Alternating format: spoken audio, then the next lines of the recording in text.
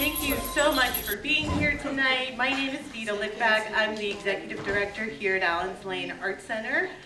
Thank you again so much for being here with us to celebrate the opening of the 2025 Rebecca Milena Maya Bloom Curatorial Exhibition, curated by Martha Knox, and it's called Unearthed. And all of you have had a chance to see it tonight.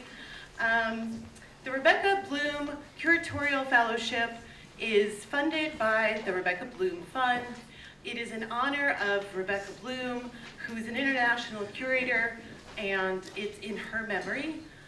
She was based in Berlin most recently and was the liaison to the David Nolan Gallery in New York. We are all very grateful to Susan Bacchius for initiating the fund and for continuing to stay very engaged and involved in the program. The program supports the fellowship, which is a year-long fellowship, and it provides a stipend for an emerging curator, as well as a mentor who supports them in their process of curating an exhibition here at Allens Lane Art Center. Martha Knox is our 2025 curator.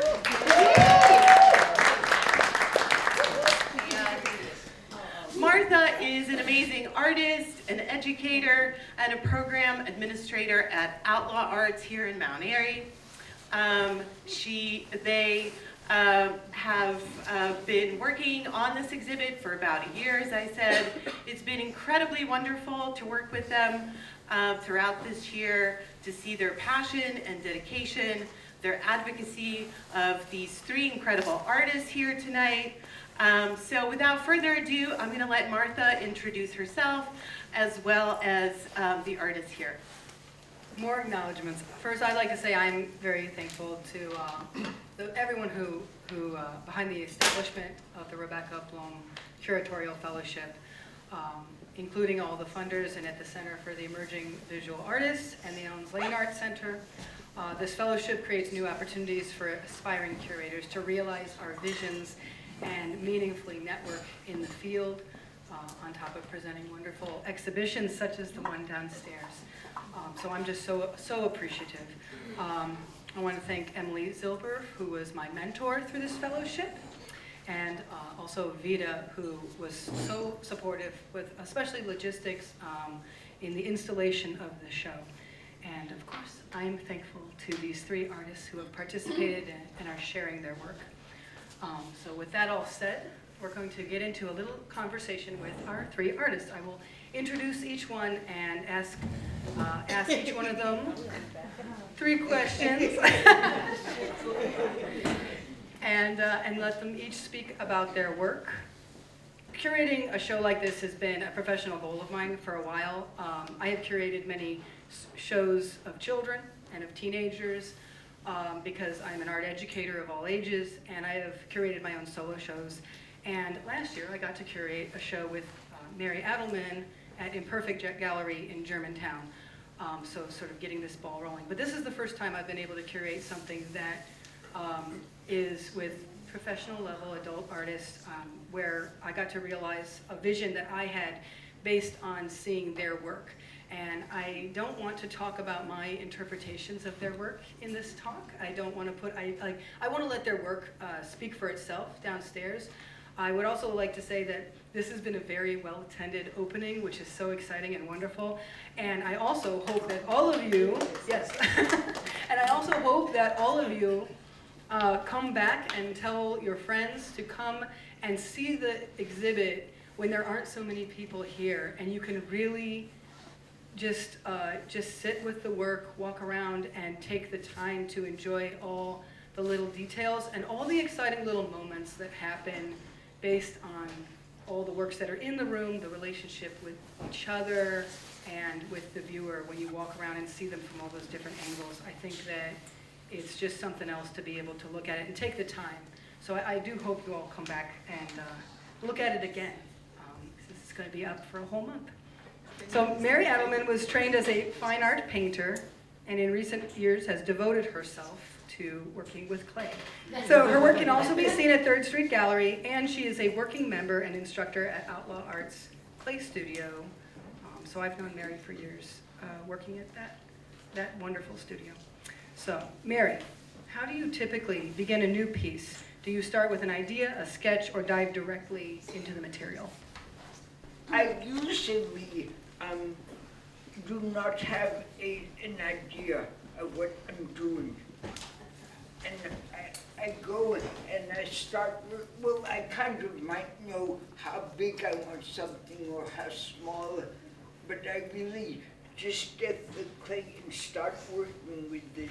And I usually know it's going to be a figure because that's my interest. But it's very hard to plan. I think for everyone, if you plan something, the medium always takes you somewhere else. So I don't really have a plan.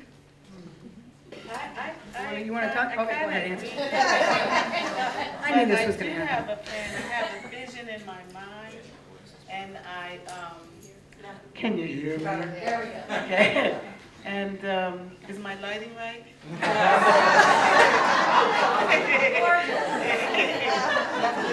Anyway, but yeah, I have a vision, I really do. And then, it's like you said, the medium takes over, and it's can you problem solve and make your vision happen? All right.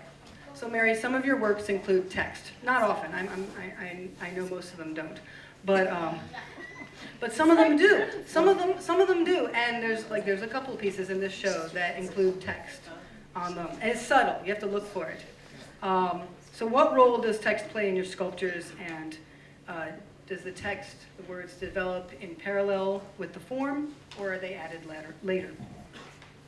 I really appreciate that you notice that there are words sometimes, because they're not necessarily very significant or very large, but they usually happen later in the work. And there's a quote by Franz Kafka that I wrote on the back of one of my pieces, not here, but like that's an obvious, like I want you to see that's lettering and such. And a lot of times words remind me of tattoos or scarification or some kind of scarring on the body. And I like words, they have a kind of, a place in my head for what I'm working on, or an afterthought. Like, for example, the small figures embracing in the gallery, and I tried, somebody said to me, oh, of course you made that, because it's two men in love, and I'm just like... Well, because the words on it say love is love, and it looks kind of like two men embracing.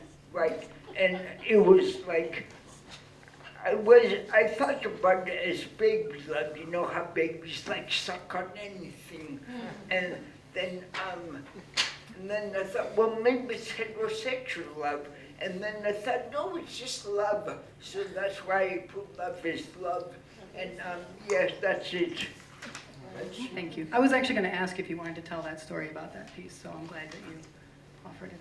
Are there particular themes or narratives that you aim to communicate through the combination of form, drawing, and text? Because that's what your work seems to, like you create these 3D forms, and then you tend to draw over them, like you mentioned, it reminding you of like tattoos and scarification, and then sometimes words even come into it as well, but as like a drawn, almost like a drawn element. Mm-hmm.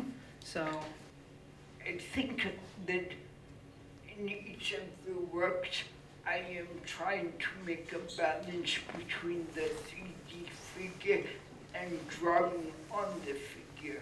we're drawing attention to those elements in your art, and so hopefully the audience benefits in that when they go back in the gallery and they look, they might think more about the relationship between form and text and drawing in your work specifically. I know one thing I can say is that with clay and 3 dimension, it's like you have to keep going around it. That what happens on one side is not necessarily what's happening on the other side. So that's like a really important thing, and I think if somebody that's making sculpture doesn't think about that, then kind of like it's a forgotten opportunity. That's Thank it. you. Yeah.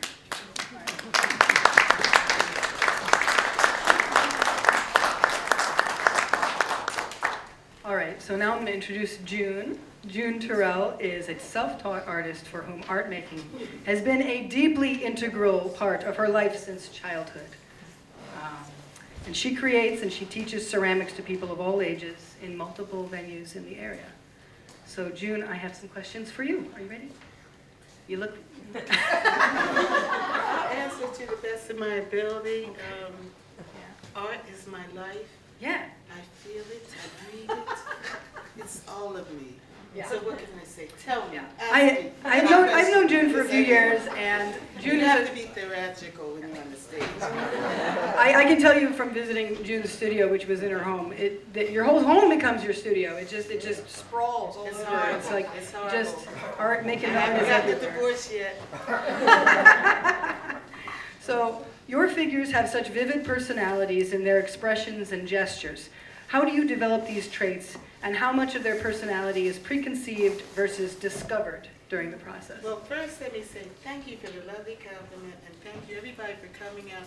I think about what clay I have in the house, obviously, and I think about what I want to make. First is really what I have a vision. I want to do such and such. And then I think, how do you do this? How? Because see, you can do pinch, you can do slab, you can do, what else? Coil. And so, but you have to make it stand up and happen, and you have to time it. It's a lot of timing.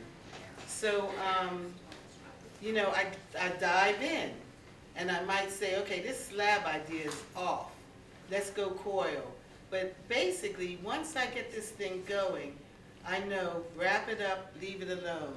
Because it's all about timing, isn't that the truth? Sometimes you can carve in it, sometimes you can't.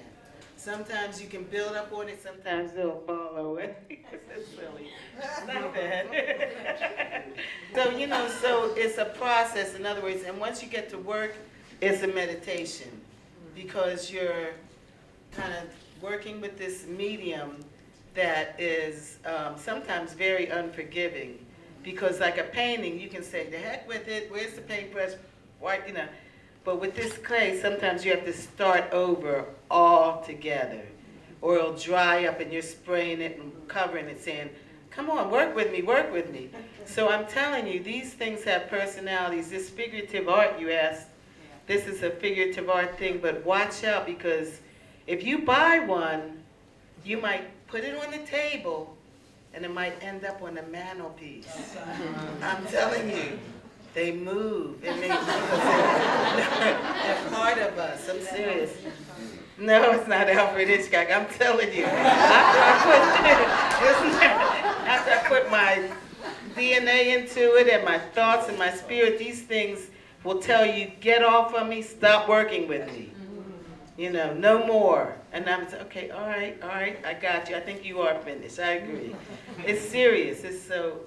Did I answer the question? Yeah, you're letting us see into your process. Yeah, it's deep. And let me tell you one more thing.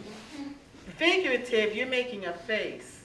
So all of our faces are really the same. You have two eyes, a nose, and a mouth, right? And you add a little piece of clay, it starts looking like Mary, or your uncle, or your aunt, and you're like, oh shh. It is deep. Didn't you find that? So you kind of soften the tones or the lips or something to say, no, I want, you know. Yeah. Figurative's deep. Thank you. I love that answer. I think you're giving us a lot of insight into working with clay. And the show is called Unearthed for a reason. All the pieces I in did it a piece. are made out of this material. So. I did a piece, and I was looking at it, you told me the name of the show was going to be Unearthed.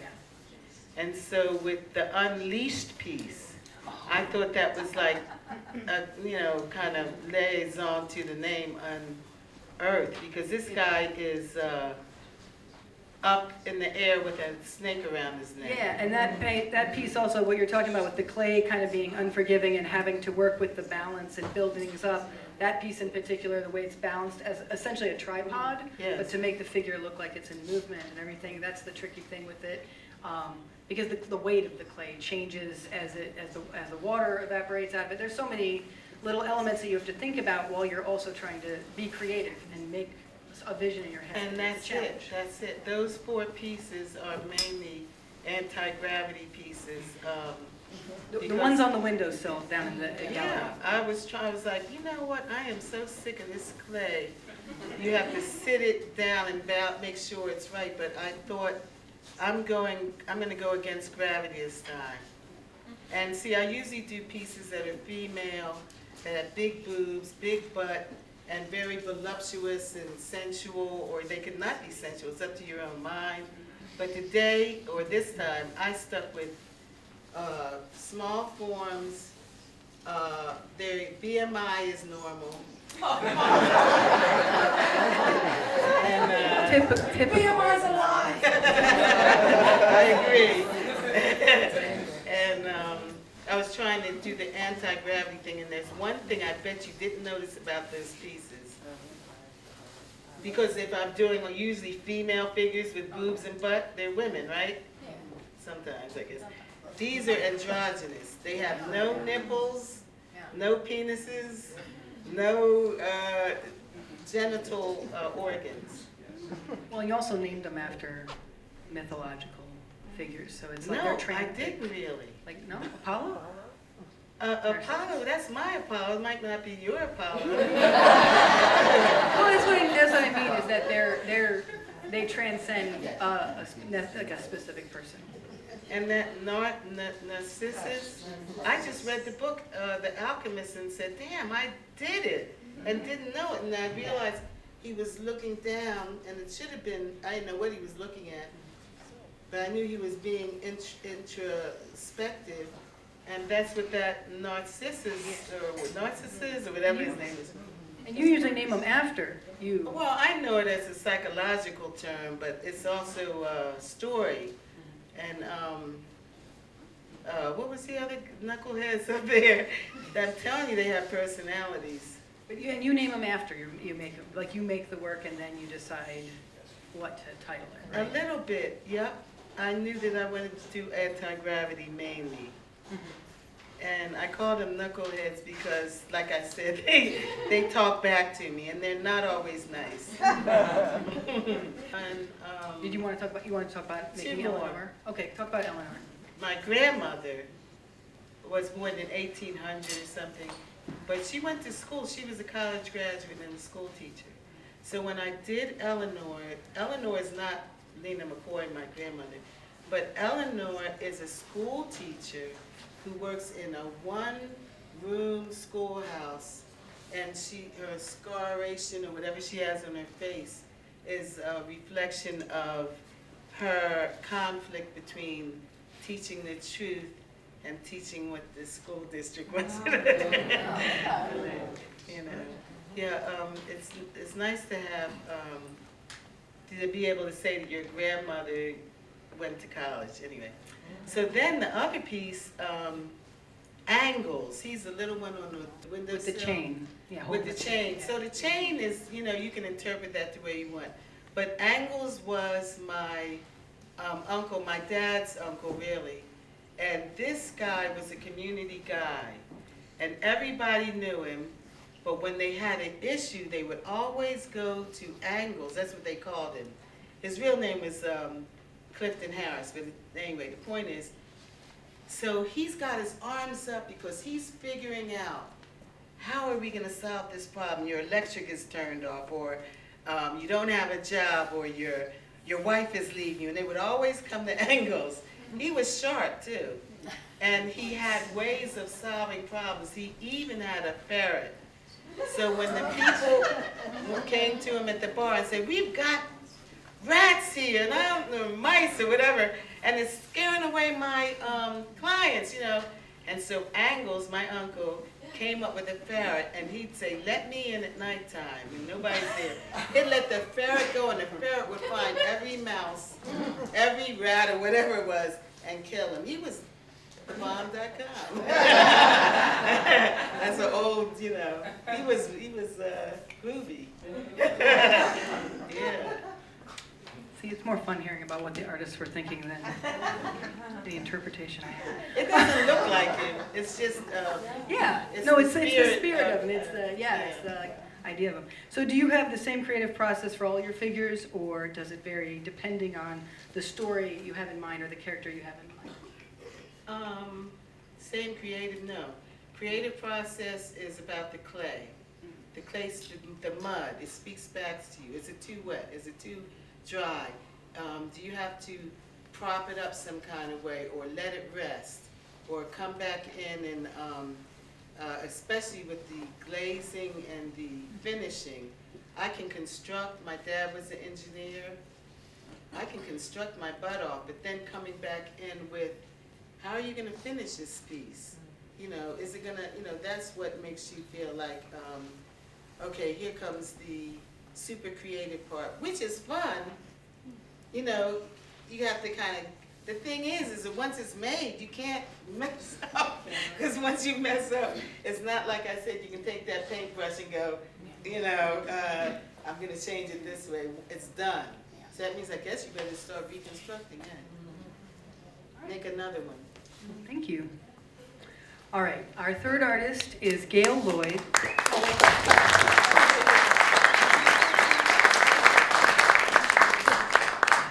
All right, our third artist is Gail Lloyd. Gail has transitioned from a career in independent film to most recently ceramics. And she's had a number of shows. She's got show and tell. All right, it's just her. Okay, her dedicated practice is based at Herman Street Studios in Germantown. If you're ever around for the Philadelphia Open Studio tours, you can check out some of the studios at Herman Street. All right, so thank you for being here, Gail. First of all, I want to thank you for choosing me, because I mean it's an honor to be here. I want to thank the Allen's Lane Arts Center. This is a wonderful show, and I'm really happy to be a part of it. So what drew you to portraiture, and how does working in 3 dimensions influence the way you approach depicting people? So I started doing portraiture. Nancy Churchville, pretty accomplished sculptor in Philly, and she taught me how to make busts. That was 2019. She taught me how to make a bust, and you know, like what Jean was saying, like there's certain proportions to everybody's face. I mean, they vary. That's what makes us unique. But you know, we all have eye sockets, and we have a skull. And she said, you just take your thumbs, and push in, and you have an eye socket, right? I mean, there are just certain tricks that she showed me, and while I was doing that, you know, just it seemed like all of a sudden this face emerged, and I saw my cousin Alan in that face, and I mean, my heart started racing. I was just like excited by that process, which was something that, no offense to filmmakers here and stuff, but filmmaking is not an immediate process. I mean, it takes a crew, it takes a lot of people, it takes. That's your background, is filmmaking. But then I got, right, yeah. I got my hands in that clay, you know. See, I think I have a better relationship with clay than you do. I mean, I'm not saying clay likes me more than clay likes you. I'm not saying that. But I find it very forgiving in a way, because for me, if I mess up, I've even carved like a piece that was too dry. I just treated it like I've done that stone. too. And say you have to apologize to your clay sometime, because you just She's trying to tell me how to. I Take- see you outside. take it or leave it. advice, you don't have to follow, but no, I've taken a knife and carved it, like, and it worked, and then, you know, I mean, it's a give and take, because clay will do what it wants to do, that's the truth. Yeah. So, working with the figure as opposed to pottery, because you could paint on pottery, and you can do a lot of things with pottery, treat pottery like canvas in a way. But dealing with the figure, to me, opened up possibilities of talking about more, like race, sexuality, you know, gender, emotional states, you know, and I found that it helped me in my emotional states at the time. So that was 2019, around a time that I think it was Michael Brown when he was killed, and Tamir Rice, and like all these women and men being, you know, like killed by police officers was driving me crazy. It was making me enraged and sad and fearful, and just, I didn't know what to do with those emotions. And I found that, well, two things. I really focused, I was clear that I wanted to depict Black people. And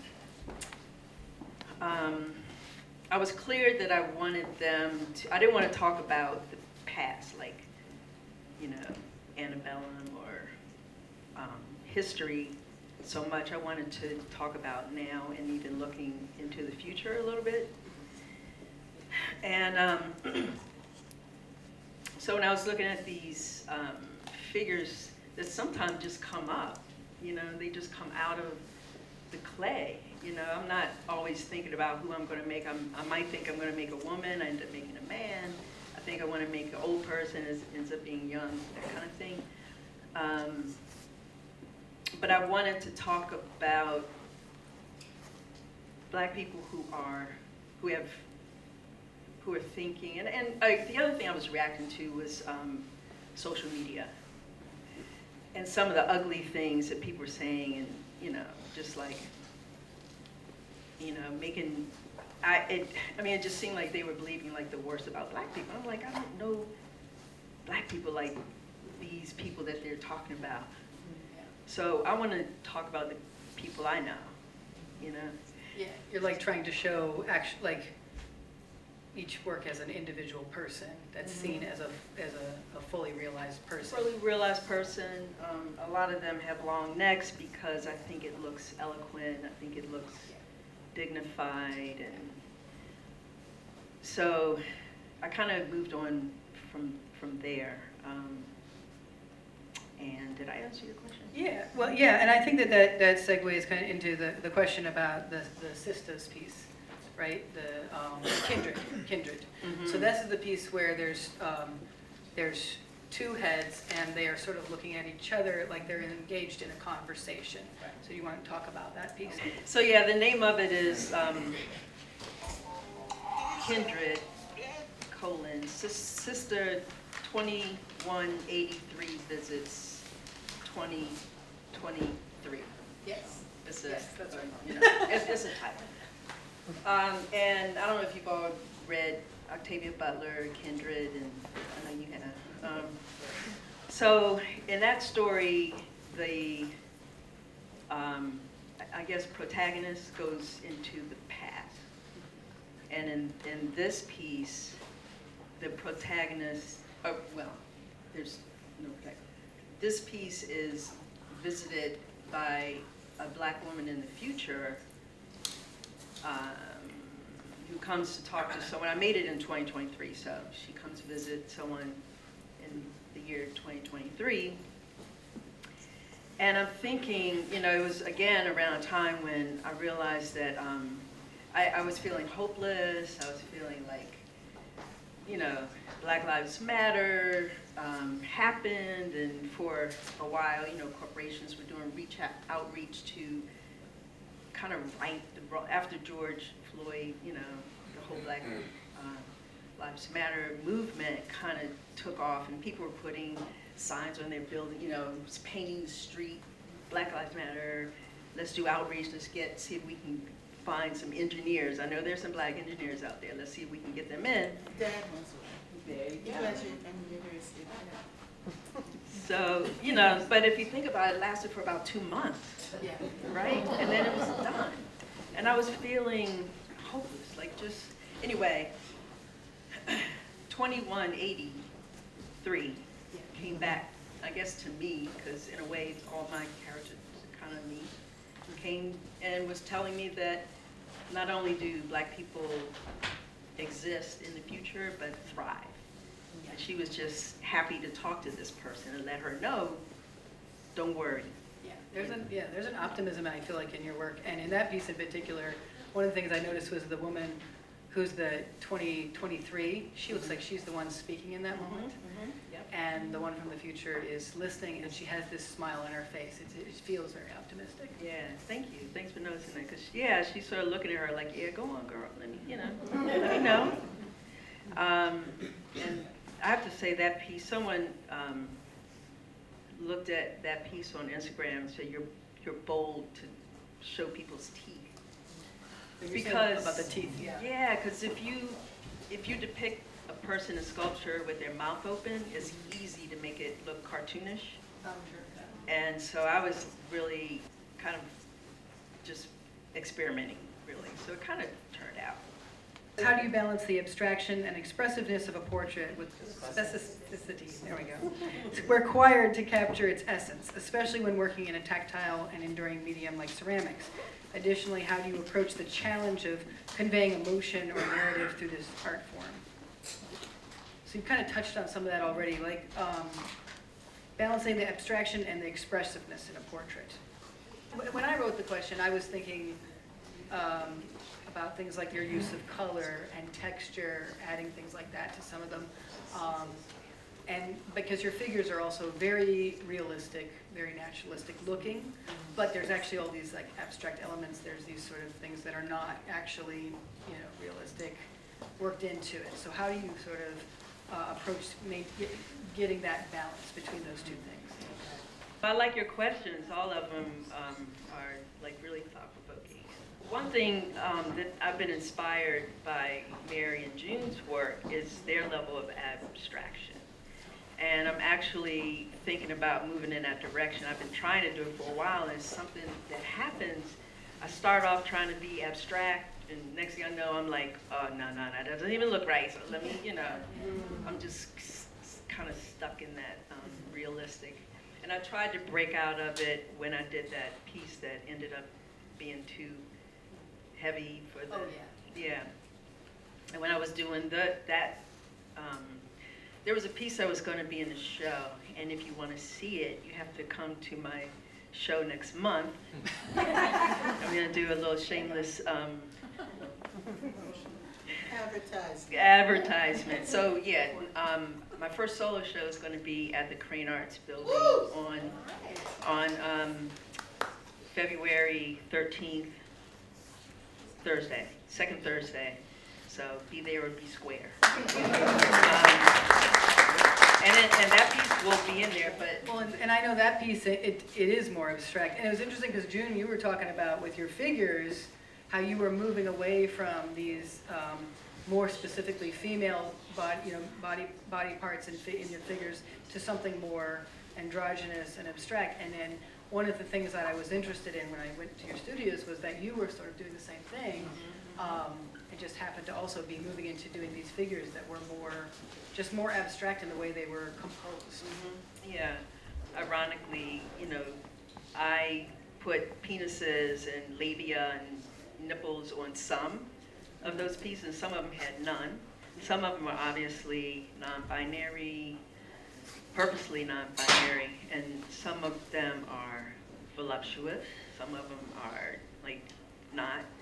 I have one character that had a bilateral mastectomy, but I tried not to use tools.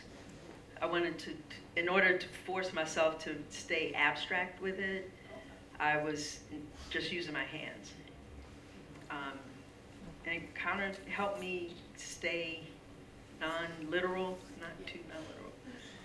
So, Yeah, no, I think that's great. I think all three of you have really shared a lot about your process, your thinking in your art, as well as what inspires you, and that's what I had hoped for with this talk. So thank you all. Give a hand to our three artists.